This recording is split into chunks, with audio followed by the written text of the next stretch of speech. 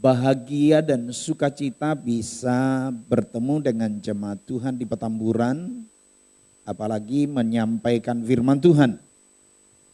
Sebetulnya dokter masih suruh saya untuk istirahat 3 hari, tapi saya bersyukur kepada Tuhan, saya harus menyampaikan firman Tuhan. Saudara-saudara, dukung saya dalam doa. Saya mohon dengan sangat, mungkin 5-10 detik saja tiap hari. Karena besok saya harus ke dokter untuk dijadwal operasi bypass. Jantung saya mengalami sumbatan di 7 tempat. Jadi tidak mungkin di ring. Hanya 2 kemungkinan. 1 dioperasi dan dijadwal besok. Dan yang kedua, mujizat Tuhan terjadi. Karena itu sisipkan nama saya dalam doa jemaat 5-10 detik saja, katakan Tuhan Yesus jantungnya dongani sehat gitu. Baik, mari kita buka firman Tuhan Lukas 19 ayat 41 sampai 44.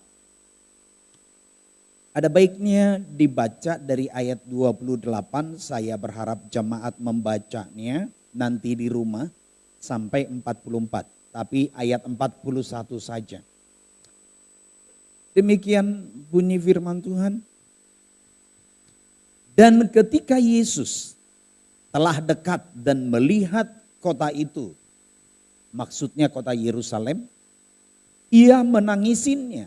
Katanya, wahai, betapa baiknya jika pada hari ini juga engkau mengerti apa yang perlu untuk damai sejahteramu. Tetapi sekarang hal itu tersembunyi bagi matamu.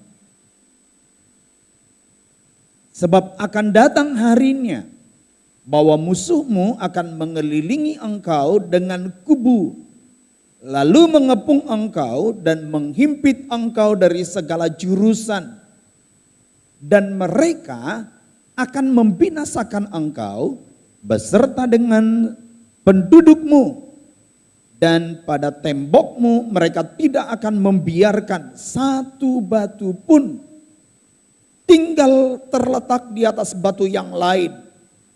Karena engkau tidak mengetahui saat bila mana Allah melawat engkau. Saudara-saudara yang kekasih, walaupun tema perikop besarnya adalah Yesus dielu-elukan di Yerusalem, tapi hari ini saya ingin menyampaikan kepada saudara satu tema yang lain. Haruskah Yesus menangis lagi? Ayat 41 dengan tegas dikatakan, ketika Yesus telah dekat kota itu dan melihat kota itu, maksudnya Yerusalem, Yesus menangis. Padahal saudara-saudara, biasanya orang kalau mau masuk kota Yerusalem, biasanya mereka membacakan Mazmur 122. Doa sejahtera untuk Yerusalem. Aku bersuka cita ketika dikatakan orang kepadaku, mari kita pergi ke rumah Tuhan. Sekarang kaki kami berdiri di pintu gerbangmu, hai Yerusalem. Hai Yerusalem yang telah didirikan sebagai kota yang bersambung rapat. Kemana suku-suku berziarah, yakni suku-suku Tuhan, untuk bersyukur kepada nama Tuhan sesuai dengan peraturan bagi Israel. Sebab di sanalah ditaruh kursi-kursi pengadilan, kursi-kursi milik keluarga Raja Daud. Berdoalah untuk kesejahteraan Yerusalem. Biarlah orang-orang yang mencintaimu mendapat sentosa, biarlah kesejahteraan ada di lingkungan tembokmu dan sentosa di dalam purimu. Oleh karena saudara-saudaraku dan teman-temanku, aku hendak mengucapkan semoga kesejahteraan ada di dalamnya. Oleh karena rumah Tuhan Allah kita, aku hendak mencari kebaikan bagimu. Saudara-saudara yang kekasih, sekali lagi setiap orang yang mau masuk Yerusalem membaca Mazmur ini, berdoa untuk kesejahteraan Yerusalem. Tetapi kali ini mengapa Yesus menangisinya? Saudara-saudara yang kekasih, saya menemukan dari pembacaan kita di dalam Lukas 19. Ada 3 sebab, 3 alasan mengapa Yesus menangisi Yerusalem.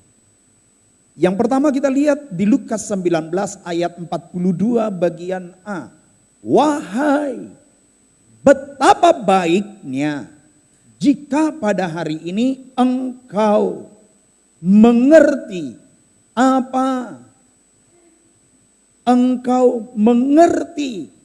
apa yang perlu untuk damai sejahteramu. Saudara, yang pertama, umat tidak mengerti apa yang mereka perlukan. Ini membuat Tuhan sedih. Ini yang membuat Tuhan menangis. Karena dia datang kepada umat Israel untuk menyelamatkan. Tetapi Israel selalu melihat kebutuhan lahiriah, bukan keselamatan. Padahal rencana besar Allah adalah keselamatan jiwa, kekekalan. Bukan kemerdekaan secara fisik, karena mereka dijajah oleh Roma. Di ayat 44 sangat tegas dikatakan, engkau tidak mengetahui saat bila mana Allah melawat engkau. Saudara yang kekasih, ketidakmengertian kita juga bisa membuat Yesus menangis lagi hari-hari ini. Mengapa saudara-saudara? Karena ketidakmengertian kita terhadap rencana Allah sama dengan pemberontakan yang bodoh. Sekali lagi dengar. Ketidakmengertian kita dan apalagi kita secara sengaja tidak menghidupi rencana Allah, identik sama dengan pemberontakan yang bodoh terhadap rencana Allah. Umat Israel pada saat itu tidak mengerti bahwa Mesias datang sebagai Raja Damai yang kerajaannya bukan di sini, bukan saat ini. Dan ketika mereka menemukan, sadar bahwa Yesus tidak seperti yang mereka harapkan, beberapa hari kemudian mereka lah yang akan berbalik. Dari berteriak Hosana, diberkatilah dia yang datang dalam nama Tuhan. Hosana, Mesias sudah datang. Dari memuji Tuhan, berbalik, berteriak, salibkan dia. Saudara, sekali lagi rancangan besar Allah melalui Yesus untuk umat Israel adalah keselamatan. Karena itu kita perlu memahami, melihat ayat-ayat sebelumnya. Bahkan mulai dari ayat 11 di Lukas pasal 9.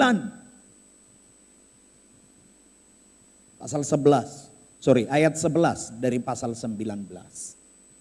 Saya baca beberapa bagian saja. Kita perhatikan ayat 16 dan 17. Yesus mengatakan begini, perumpamaan tentang uang memang. Tetapi inilah sebetulnya rencana besar Allah. 16. Orang yang pertama datang dan berkata, Tuhan, mina Tuhan yang satu itu telah menghasilkan 10 mina. Katanya kepada orang itu, baik sekali perbuatanmu itu, hai hamba yang baik.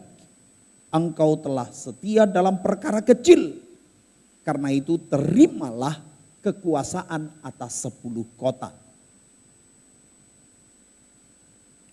Ayat selanjutnya 18-19, orang kedua dari orang yang menerima mina. Di mana Yesus memberikan perumpamaan mengenai kerajaan surga. Yesus mengatakan begini kepada orang kedua, ayat 18. Datanglah yang kedua dan berkata, Tuhan, mina Tuhan telah menghasilkan 5 mina. Katanya kepada orang itu, dan engkau kuasailah 5 kota.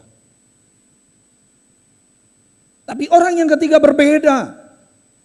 Mulai dari ayat 20 sampai ayat 27 kalau kita baca. Yang satu itu datang juga kepada Tuhan dan berkata, Tuhan, inilah mina Tuhan, aku telah menyimpannya dalam sapu tangan. Sebab aku takut akan Tuhan. Karena Tuhan adalah manusia yang keras. Tuhan mengambil apa yang tidak pernah Tuhan taruh. Dan Tuhan menuai apa yang tidak Tuhan tabur. Saya baca ayat yang terakhir. Ayat 26 dan 27. Yesus berkata kepada mereka, katanya, setiap orang yang mempunyai, kepadanya akan diberi.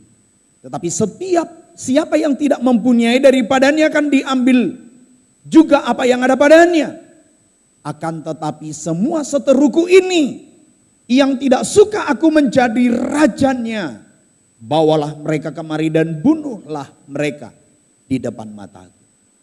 Sekali lagi saudara-saudara, ketidakmengertian apa yang diperlukan oleh umat membuat Yesus menangis. Padahal sekali lagi Tuhan dalam rancangan besarnya memberikan keselamatan. Dalam sepanjang 3 bulan ini saudara-saudara, saya khotbah kepada jemaat mengenai imam yang rajani. Saya menemukan di Wahyu pasal yang ke-5 dan pasal yang ke-20 bahwa Allah merancang kita sampai di kerajaan 1000 tahun adalah imam yang memerintah. Tetapi untuk menjadi imam yang memerintah, kita harus betul-betul menangkap apa yang ada di hati Yesus, yaitu keselamatan jiwa-jiwa. Mina tidak berbicara mengenai bisnis, tetapi lebih kepada kesempatan yang Tuhan berikan kepada kita. Mina tidak berbicara mengenai hanya sekedar hasil, tetapi lebih kepada keselamatan yang harus kita bagikan kepada orang lain. Harus menghasilkan jiwa-jiwa yang bertobat. Inilah yang tidak dimengerti oleh orang Israel. Karena itu Yesus menangis. Dan menyedihkan. Betapa pada akhir zaman ini anak-anak Tuhan juga tidak mengerti dan tidak menghidupinya. Dan karena itu, apakah kita harus membuat Yesus menangis lagi?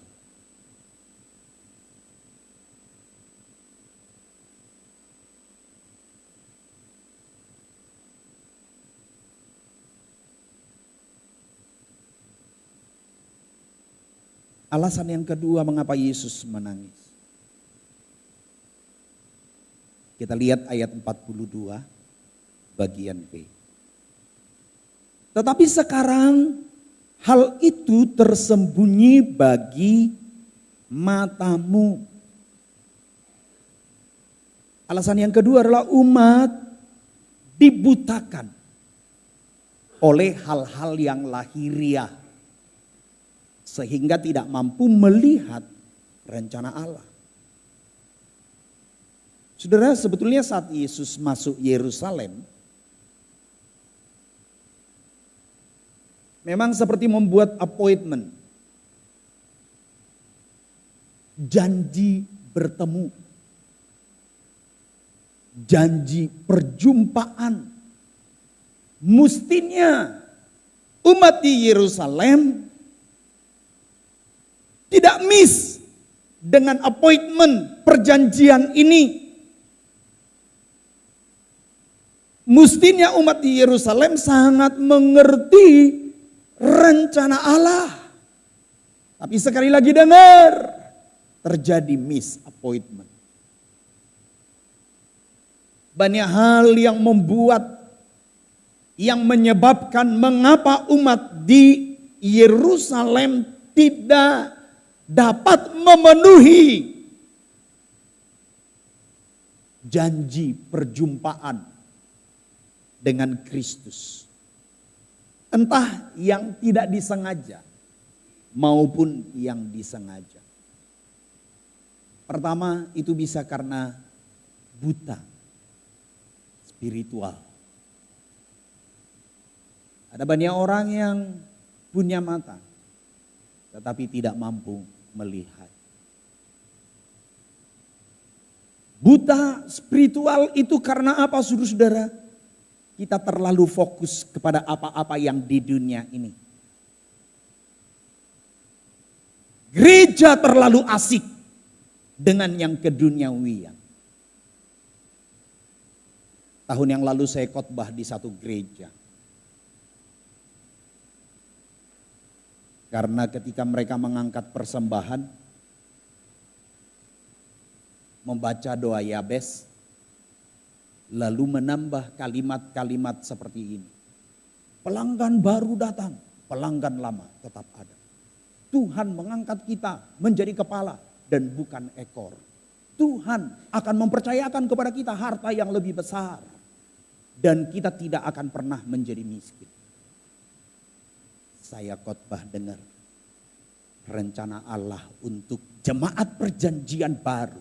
Tidak lagi hal-hal yang lahiriah, tetapi hal-hal yang rohani. Karena Yesus mengatakan apa artinya seorang memperoleh dunia dan segala isinya kalau jiwanya binasa. Dengan mengatakan seperti ini, mengangkat persembahan, engkau sedang menjadikan Allah lebih rendah daripada Baal. Bertobat. Minggu depannya saya dapat telepon. Maaf Pak Sitanggang, Anda tidak boleh khotbah lagi di keluarga kami. Saya bilang, boleh tahu kenapa? Anda ngajarnya terlalu keras. Saya bilang terima kasih, saya bangga. Saya tidak kehabisan jadwal, saudara-saudara. Dalam kondisi sakit hari ini pun saya harus khotbah 3 kali. Kalau saya harus terima terlalu banyak, tapi saya bilang no. Jemaat Tuhan, mari kita tidak dibutakan oleh yang bersifat keduniawian. Zaman dulu saya ingat, kita orang Pentakosta menyebut orang Protestan tidak bertobat. Baca doa Bapa kami berulang-ulang. Orang GBI bacanya doa Yabes. Tiap ibadah angkat puji Tuhan Petamburan. Enggak. Dan seluruh keluarga besar Petamburan yang saya tahu di Tangerang, karena saya juga ke sana enggak. Tapi tetangga sebelah, walaupun sesama GBI.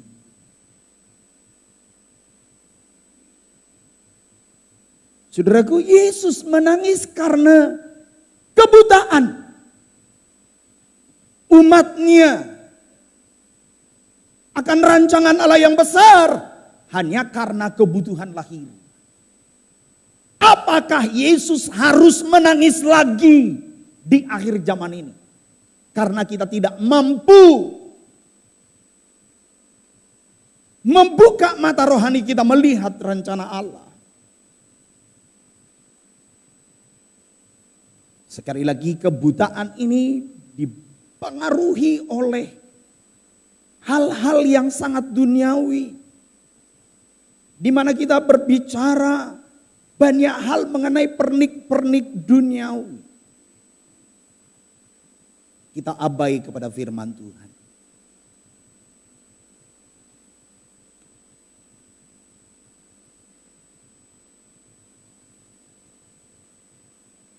Itu sebabnya Tuhan berfirman melalui Musa dalam Ulangan 30 ayat 19. Ulangan 30 ayat 19. Kepadamu kuperhadapkan kehidupan dan kematian, berkat dan kutuk. Pilihlah kehidupan supaya engkau hidup, baik engkau maupun keturunanmu. Tetapi dalam banyak hal, apa yang terjadi saudara-saudara, sejumlah besar umat Tuhan di dunia ini justru memilih kematian.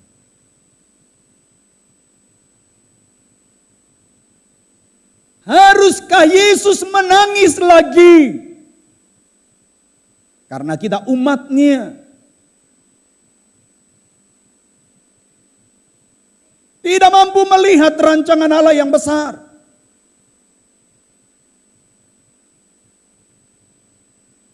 Ketika saya menyadari ini, saudara-saudara, kami melatih jemaat 4 bulan untuk misi. Saya ingat tanggal 6 Desember, kalau saya tidak lupa tanggalnya 6 Desember, minggu pertama perjamuan kudus. Setelah doakan jemaat, saya suruh jemaat semua keluar. Keluar. Ngapain? Jangkau orang. Jadi kita tidak ibadah hari itu, saudara. Hanya doakan mereka, seluruh jemaat keluar. Kami persiapkan mereka dengan coklat 2 biji minimal, roti 2 biji minimal. Kalau bawa nasi box minimal 2 box. Ngapain? Jangkau orang lain. Ngajak makan coklat sama-sama sampai habis. Itu kan butuh minimal 5-10 menit. Anda akan ditemani. Mereka bilang, Pak Pendeta gak tahu caranya. Saya bilang gembala itu harus paling depan. Maksudnya saya akan memberikan contoh. Dan nanti dari jauh bawa kamera di zoom. Lihat saya. Betul, saya menjangkau 2 orang hari itu. Dan mereka zoom. Oh, Pak Gembala melakukan begini. Habis itu mereka kesaksian. Saya suruh setelah 1,5 jam di luar. Balik lagi ke gereja. Kita akan perjamuan. Dan kesaksian. Ibadah kami hari itu saudara 3 jam. 3 jam. Mereka balik, kita perjamuan. Lalu sesudah perjamuan kesaksian. Semua mau maju bersaksi. Saya bilang enggak, 3 orang. Anak saya ikut angkat tangan. Priscilla. Saya mau Pak katanya. Belum pernah. Masih 17 tahun. Dia bilang saya pengalaman pertama hari ini. Bahagia banget walaupun saya nggak tahu apa yang harus saya katakan. Dia udah dilatih 4 bulan tapi dia lupa semua. Dia hanya bilang saya orang Kristen, pengikut Yesus. Saya diajarin untuk mengasihi. Ibu mau nggak coklat ini gitu.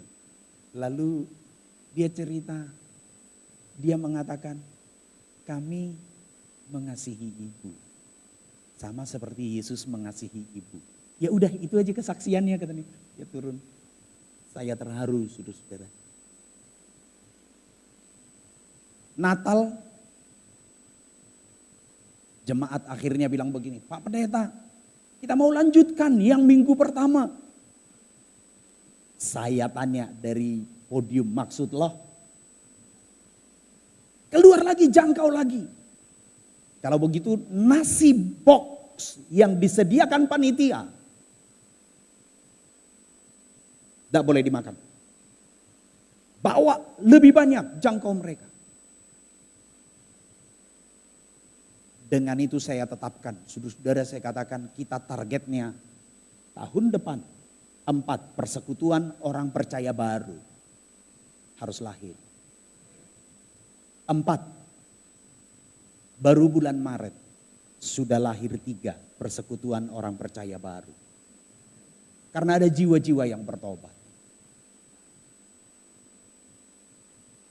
Itu menjadi sukacita saya yang luar biasa. Karena yang kita layani orang-orang gila, orang stres. Yang sudah tidak dipedulikan oleh orang lain. Tapi kemudian jemaat melayani mereka dan dilawat Tuhan. Pagi ini ada 18 orang yang stres datang ke gereja. Saya katakan kepada jemaat, peluk mereka, berkati mereka, doakan mereka. Mari kita tidak dibutakan oleh hal-hal yang lahiriah, tetapi fokus kepada kerajaan Allah, sebab dengar, hanya imam yang selama hidup di dunia ini melakukan pekerjaan imam yang akan memerintah bersama Yesus dalam kerajaan 1000 tahun. Itu sangat tegas dikatakan dalam Wahyu 20 ayat 6.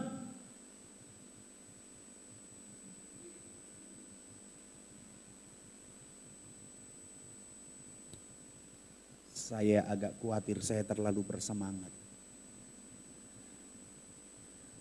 Serius, jantung saya deg-degan keras, jadi saya sedikit kurangi semangat. Sebetulnya saya pengen berteriak begitu ya.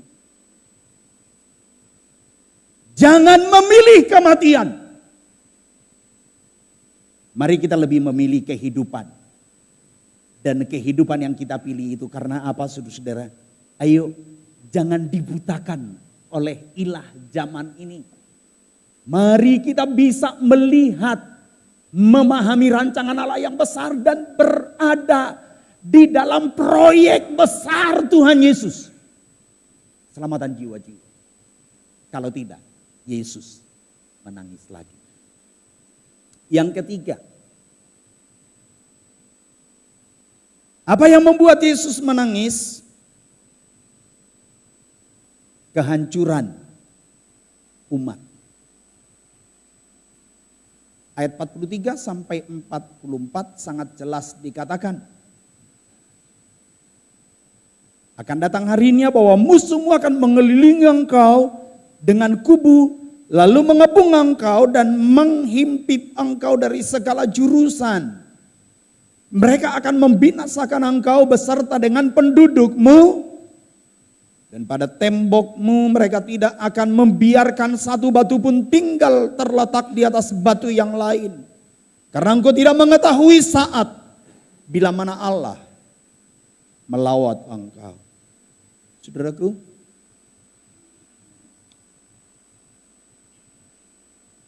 apa yang Yesus nubuatkan 36 atau 37 tahun kemudian menjadi kenyataan karena Yerusalem hancur. Bait Allah yang sangat mewah itu yang dilapisi dari dalam dengan emas. Tidak ada satu batu pun berdiri di atas batu yang lain. Karena apa, saudara-saudara? Saya membaca, saya termasuk orang yang itu suka sejarah. Jas merah, jangan sekali-sekali meninggalkan sejarah. Tentara Roma melihat bait Allah dilapis dengan emas. Mereka congkel batu satu dengan yang lain. Karena batu di bait Allah itu besar-besar. Ketika saya masuk di terowongan yang dulu katanya konon adalah fondasi bait Allah. Ada satu batu lalu saya ditanya, Pak, Anda tahu berapa beratnya batu ini? Karena saya lihat panjang lebih dari 5 meter gitu ya. Saya bilang ada 5 ton. Keliru. 65 ton.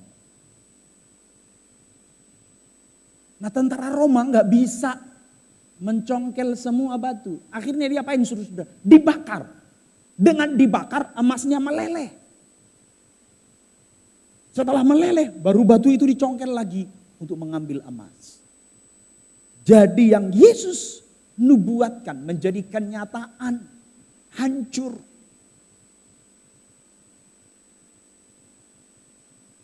Saudaraku, hebatnya orang Israel itu tergambar di Yeremia 13. Dan kehancurannya menjadi sangat nyata. Kita baca Yeremia 13. Demikian bunyi firman Tuhan. Beginilah firman Tuhan kepadaku, pergilah membeli ikat pinggang lenan. Ikatkanlah itu pada pinggangmu, tetapi jangan kau celupkan ke dalam air. Maka aku membeli ikat pinggang seperti yang difirmankan Tuhan, lalu mengikatkannya pada pinggangku. Sesudah itu datanglah firman Tuhan kepadaku untuk kedua kalinya bunyinya. Ambillah ikat pinggang yang telah kau beli dan yang sekarang pada pinggangmu itu. Pergilah segera ke sungai Efrat untuk menyembunyikannya di sana di celah-celah bukit batu. Maka pergilah aku lalu menyembunyikannya di pinggir sungai Efrat seperti yang diperintahkan Tuhan kepadaku. Sesudah beberapa waktu lamanya berfirmanlah Tuhan kepadaku, pergilah segera ke sungai Efrat mengambil dari sana ikat pinggang yang kuperintahkan kau sembunyikan di sana. Maka pergilah aku ke sungai Efrat lalu aku menggali dan mengambil ikat pinggang itu dari tempat aku menyembunyikannya. Tetapi ternyata ikat pinggang itu sudah lapuk dan tidak berguna untuk apapun. Lalu firman Tuhan kepadaku, beginilah firman Tuhan, demikianlah aku akan menghapuskan kecongkak bongakan Yehuda dan Yerusalem. Bangsa yang jahat ini yang enggan mendengar perkataan-perkataanku, yang mengikuti kedegilan hatinya, mengikuti Allah lain untuk beribadah dan sujud menyembah kepada mereka, akan menjadi seperti ikat pinggang ini yang tidak berguna untuk apapun.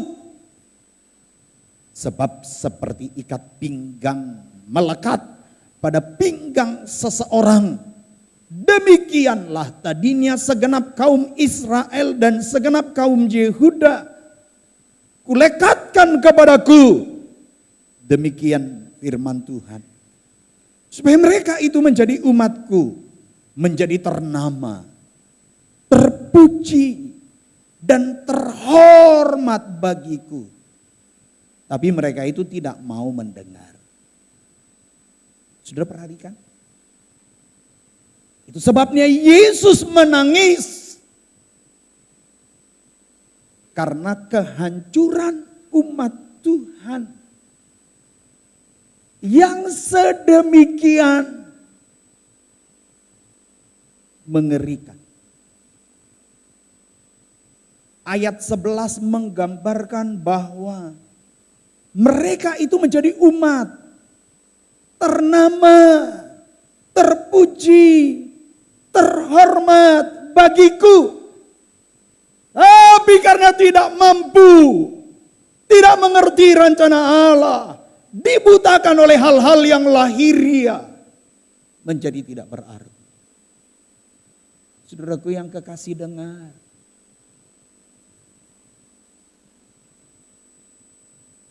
Dengar. Hanya kekekalan yang bernilai luar biasa dalam hidup kita. Jangan sampai Yesus menangis lagi karena fokus kita kepada hal lain.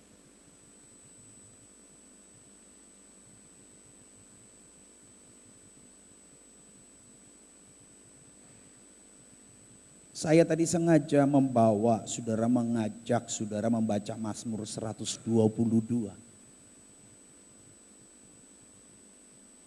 Ketika Yesus menangisi Yerusalem,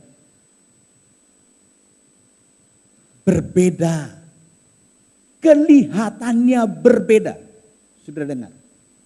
Kelihatannya sangat berbeda dengan kebanyakan orang yang masuk Yerusalem berdoa. Tapi sesungguhnya Yesus mengerjakan apa yang didoakan oleh Yerusalem. Yesus secara serius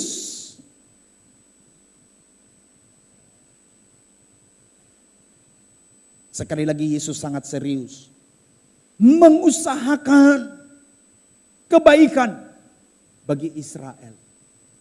Tapi mereka tidak mampu melihat. Saudara, haruskah Yesus menangis lagi?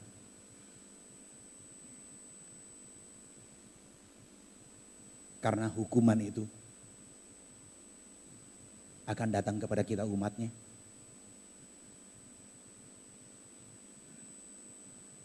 Kalau sampai hari ini Yesus menangis, karena 3 alasan tadi juga mungkin terjadi dalam hidup kita, belum terlambat.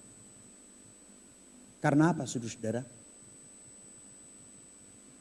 Karena makna tangisan Yesus itu yang pertama juga adalah Tuhan sebetulnya lebih mengutamakan keselamatan umatnya. Belum terlambat.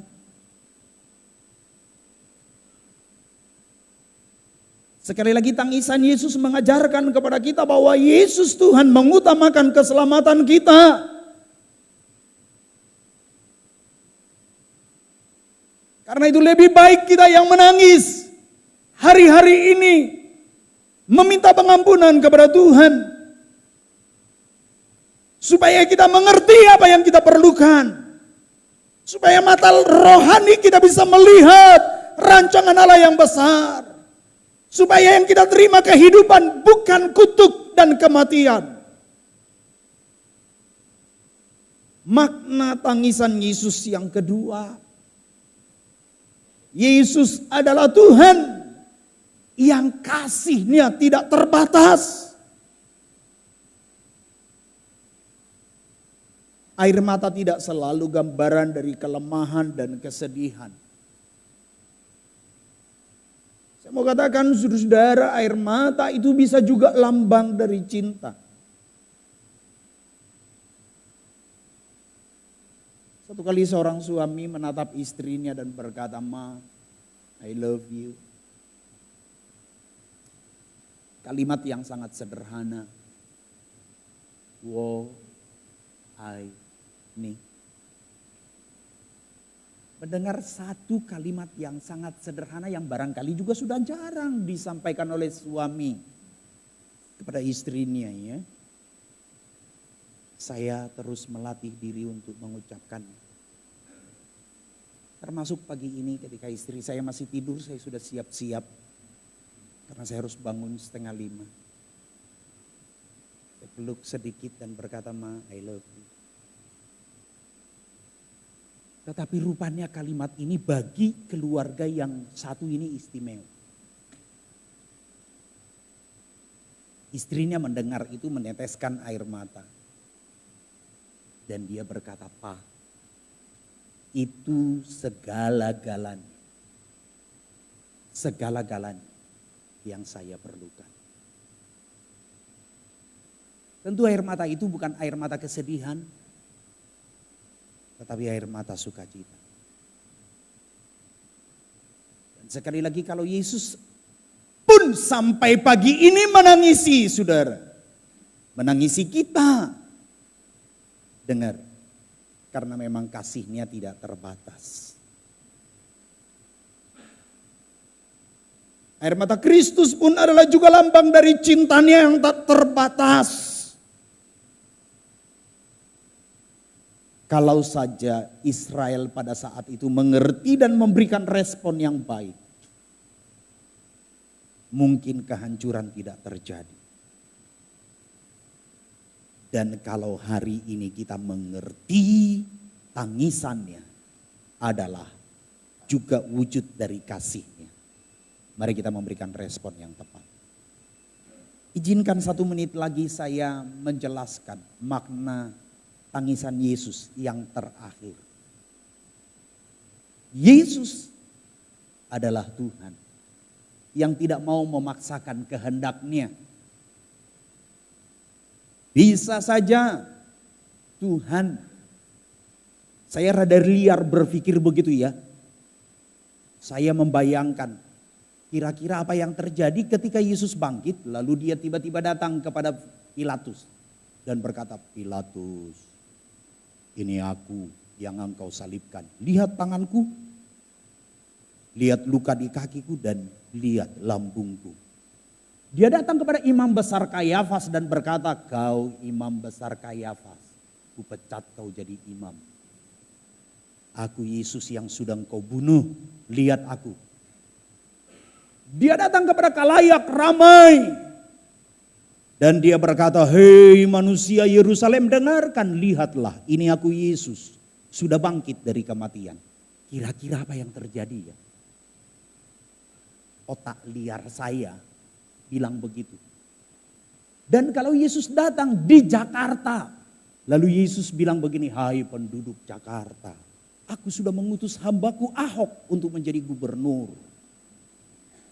Mengapa lu masih berpikir untuk memilih apa lagi? Ngajar mengatur istri aja kagak bisa, mau mengatur DKI." Dia bilang, "Saya akan menciptakan begini." Lu ngomong istri aja satu gak bisa lo atur. Mau mengatur DKI yang 8 juta. Kalau Tuhan Yesus datang, saya yakin semua orang pilih Ahok.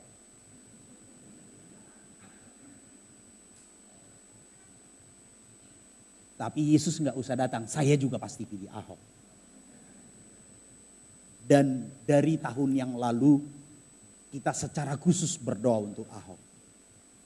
Gereja kami di cabang itu punya doa yang khusus. 1 ketua BPH, 2 ketua BPD, 3 Tante Oli, 4 Om Yosi. Itu mutlak untuk jemaat doakan.